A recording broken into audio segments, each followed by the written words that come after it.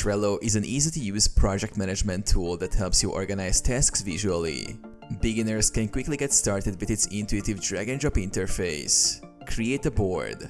Start by creating a board for your project, such as personal tasks or work project. A board is like a blank canvas where you will organize tasks.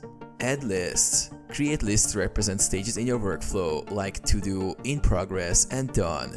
Lists help you track the progress of tasks. Add cards. Cards are individual tasks or items. Click Add the card under a list, give it a name, and hit Enter. Cards can be moved between lists as their status changes. Customize cards. Open a card to add details like descriptions, checklists, attachments, or deadlines. You can also assign cards to team members if collaborating. Use labels and colors. Organize cards further with labels to group tasks by category or priority. Track progress. As you complete tasks, drag cards between lists to visually track progress.